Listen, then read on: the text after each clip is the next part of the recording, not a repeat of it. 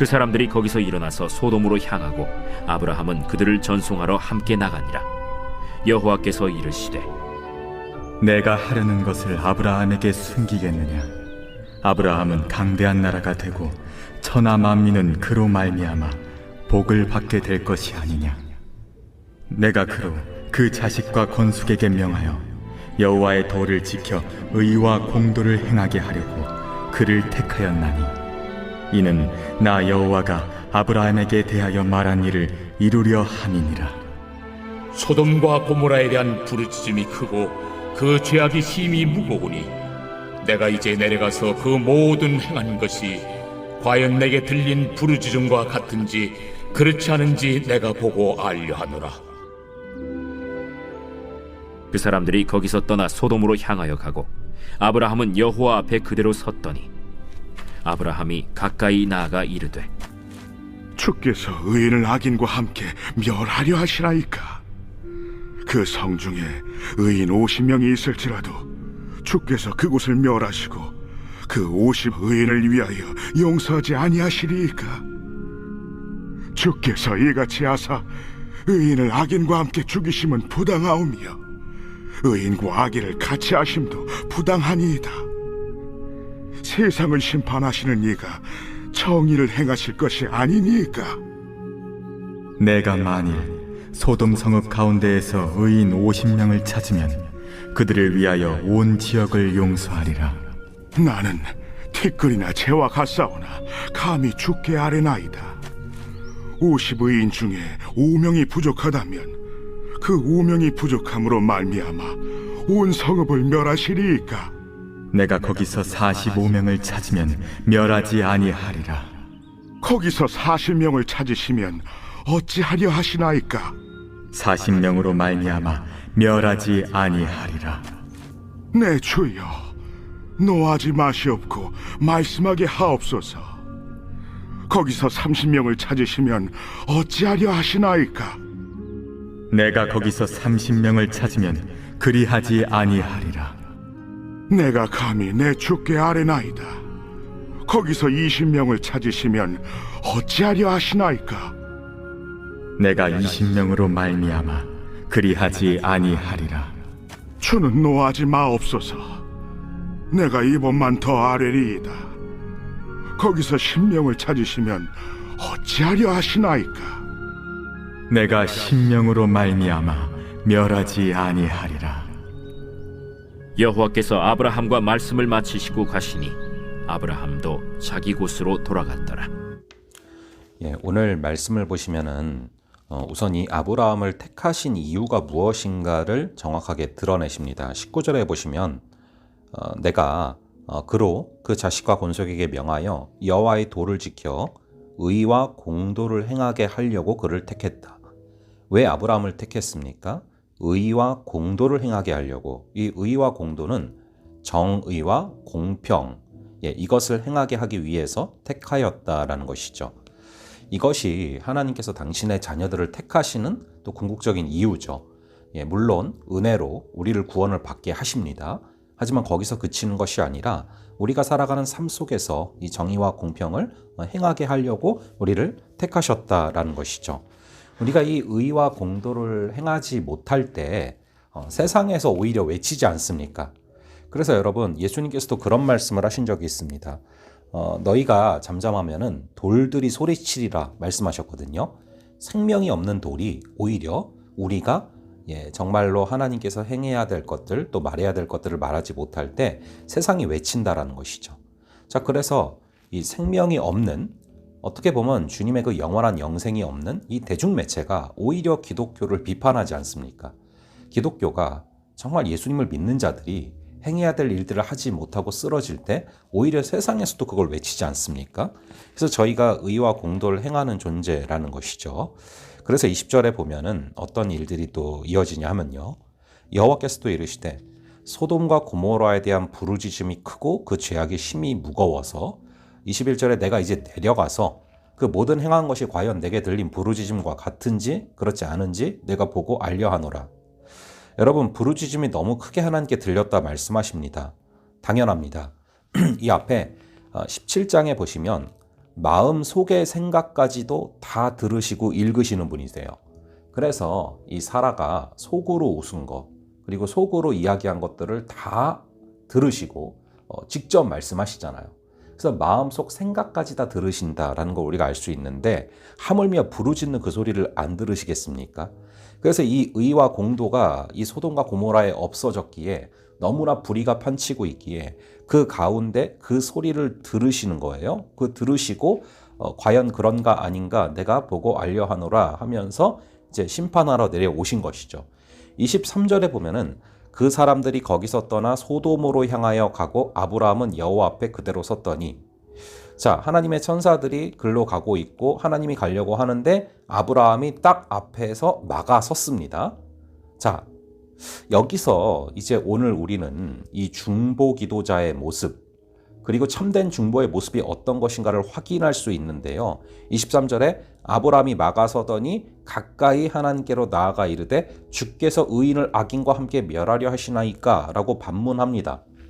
여러분, 이 아브라함이 항상 이 소돔을 생각할 때, 이전에 왜 전쟁을 하러 간 때도 똑같은 이유였지만, 이 소돔에 누가 있습니까? 자신이 사랑하는 이 롯이 있잖아요.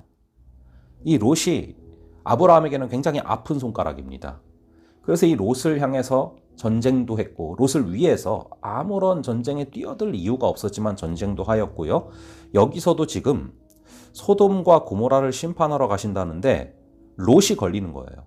이 롯이 아브라함에게 굉장히 아픈 손가락입니다. 그래서 롯을 위해서 사실 중보하는 모습이 나타나게 됩니다. 물론 하나님은 그 마음을 다 아셨겠지만 이 아브라함은 딱 롯 얘기는 하지 않아요. 23절에 보면은 아브라함이 가까이 나아가 이르되 주께서 의인을 악인과 함께 멸하려 하시나이까? 여러분, 이 아브라함은 기도할 때, 중보할 때 하나님의 말씀을 그대로 가지고 나아가서 그것으로 붙들고 매달립니다. 바로 앞에 말씀하셨잖아요. 19절에 내가 의와 공도를 행하게 하려고 너를 택했다. 하나님은 의와 공도를 행하는 분이다. 그러면은 이제 그 논리를 가지고서 아브라함이 하나님 앞에 나아가서 이야기하는 겁니다. 하나님, 의인이 있어도 심판을 하는 것이 과연 공의로운 것입니까? 의인이 있어도 심판을 하는 것이 과연 의와 공도입니까? 자, 그렇게 사실 롯이 마음속에 있었겠지만 롯은 빼놓고 하나님의 그 말씀을 가지고서 기도하며 붙들고 매달립니다. 이게 사실 우리가 하나님 앞에 중보할 때, 또 하나님 앞에 매달려야 될 때 우리가 취해야 될 모습이죠. 하나님이 언약에 신실하신 분이시기 때문에 그분의 약속을 정말로 끝까지 이루시는 분이시기 때문에 그 말씀을 가지고 기도할 때 하나님께서 그 기도에 응답하신다는 거예요. 그래서 의와 공도를 행하시는 분 아니십니까? 하면서 24절에 그 성중에 의인 50명이 있을지라도 주님께서 거기를 멸하실 겁니까? 25절에 주께서 이같이 하사 의인을 악인과 함께 죽이신다면 이것은 부당한 겁니다. 의와 공도를 행한다고 하지 않으셨습니까? 의인과 악인을 같이 하시면 부당한 겁니다. 세상을 심판하시는 이가 정의를 행하실 것이 아닙니까? 자, 그래서 참 아브라함이 하나님이 하신 말씀을 정말 잘 활용하고 그 말씀을 가지고서 간절히 붙드는 모습을 보게 됩니다.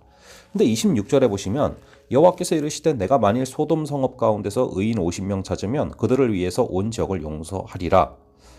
생각보다 쉽게 오케이를 하시는 거예요. 그랬더니 아브라함이 좀 아차 싶은 겁니다. 좀 더 얘기할 걸. 우리도 그런 심리들이 있지 않습니까? 그래서 50명을 찾으면 해서 좀 더 내리려고 마음을 먹었습니다. 그래서 27절에 보시면 아브라함이 대답하여 이르되 나는 티끌이나 재와 같사오나 감히 죽게 아리나이다. 왜 이럽니까? 아쉬운 소리 해야 되니까 자신을 바짝 좀 낮추는 거예요. 자, 그러면서 28절에 50의인 중에 5명이 만약에 부족하다면 그 5명이 부족함으로 말미암아 온 성읍을 멸하실 겁니까? 이르시되 내가 거기서 45명을 찾으면 멸하지 않겠다. 자, 이거를 듣고 좀 더 내려야겠다 생각을 합니다. 이런 심리가 저희가 살면서 항상 있잖아요. 시장에서 물건을 살 때도 2만 원을 불렀는데 1만 8천 원에 안 됩니까? 이렇게 물어봤다가 바로 된다고 하면은 15,000원 부를 걸. 이런 거잖아요. 같은 거예요. 물론 이것은 생명이 걸렸기 때문에 더 간절한 것이죠. 그래서 이제 29절에 아브라함이 또 아뢰어 이르되 그럼 거기서 40명을 찾으시면 어찌하려 하시나이까? 이르시되 40명으로 말미암아 멸하지 않을 거다. 계속 이어가면서 우리는 참 아브라함의 중보가 뜨겁고 아브라함의 중보가 참 질기다라는 걸 보게 돼요. 30절에 다시 아브라함이 이르되 내 주여 노하지 마시옵고 말씀하게 하옵소서. 그러니까 자기가 생각해도 자기가 좀 하나님 앞에 너무한 것 같으니까 화내지 마세요라고 먼저 이제 전제를 까는 거죠. 하나님 화내지 마시고 한번 들어보세요. 30명을 찾으시면 어떻게 하실 겁니까? 그러니까 하나님께서 30명을 찾아도 내가 그렇게 안 할 거다. 심판 안 할 거다. 31절에 이제 쭉 이어가죠. 그냥 또 이르되 내가 감히 주께 아뢰나이다. 감히 다시 한번 말씀드리는데 20명을 찾으면 어떻게 하겠습니까? 20명으로 말미암아 그리하지 아니하리라. 여러분 지금 쭉 간절하게 지금 아브라함이 계속 매달리는 이 모습이 보이시죠? 여러분 아브라함이 자신이 원하는 어떤 기도를 이루어달라고 이렇게 간절하게 질기게 기도한 적은 나오지가 않아요. 그런 건 기록이 돼 있지 않습니다. 하지만 중보를 하면서는 엄청 끈질기게 매달리고 정말 하나님께 집요하게 매달리면서 기도하고 있어요. 여러분 우리가 다른 지체들을 위한 중보가 이렇게 뜨거워져야 될 줄로 믿습니다. 아브라함이 이렇게 자신을 위해서는 뜨겁게 정말 간절하게 질기게 매달리지 않지만 정말 다른 자들을 위해서 이 중보를 위해서는 이 롯을 위해서는 이렇게 뜨겁게 매달리는 모습이 있기 때문에 하나님께서 이 사람을 믿음의 아버지로 삼으신 거예요. 축복을 안 부으실 수가 있겠습니까? 사람들을 살리는 사람인데. 그래서 여러분 이렇게 하나님께서 아브라함의 어떤 모습들을 다듬어 가시는 모습을 거꾸로 보게 됩니다. 32절에 아브라함이 또 이르되 주는 노하지 마옵소서 내가 이번만 더 아뢰리이다. 끝까지 매달려요. 거기서 만약에 10명만 찾으시면 어찌하리 하시나이까 이르시되 내가 10명으로 말미암아 멸하지 아니하리라. 자, 여러분 이 큐티책에 이런 내용이 나와 있더라고요. 헨리 블랙허비라는 사람이 기도의 목적은 주님을 움직이는 것이 아니라 주님의 방향에 우리를 맞춰가는 데 있다라고 얘기를 했습니다. 지금 마치 이걸 보면은 아브라함이 주님을 움직이는 것처럼 보일 수 있습니다. 하지만 그게 아니라 주님의 방향에 아브라함이 맞춰지고 있는 거예요. 여러분 왜 이렇게 생각보다 계속 쉽게 오케이를 하실까요?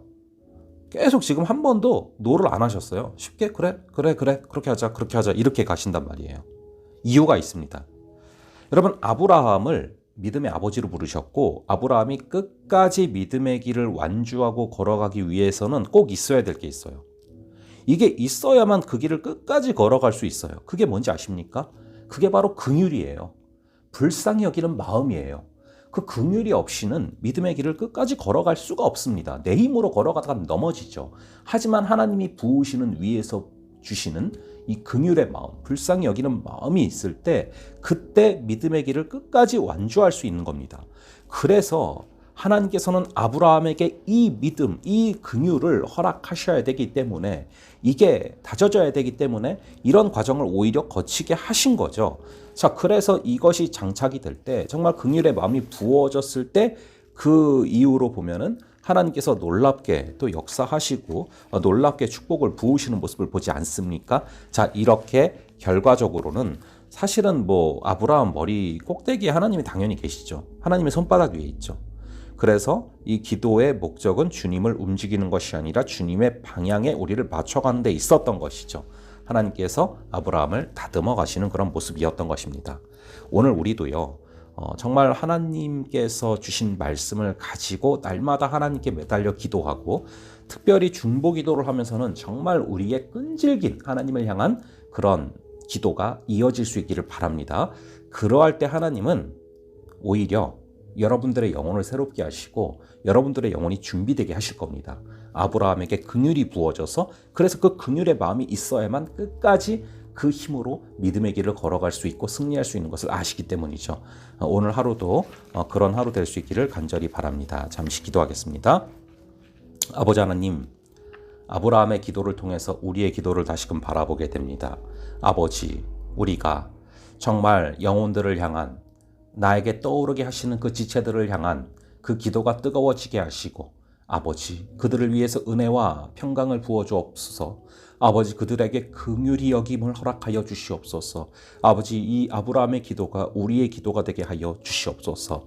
우리가 영혼들을 살리기 위해서 뜨겁고 간절히 기도할 때 하나님 우리를 그대로 두지 아니하시고 아버지 주님의 그 마음을 품게 하시고 믿음의 길을 끝까지 완주할 수 있는 힘을 허락하여 주실 줄을 믿습니다.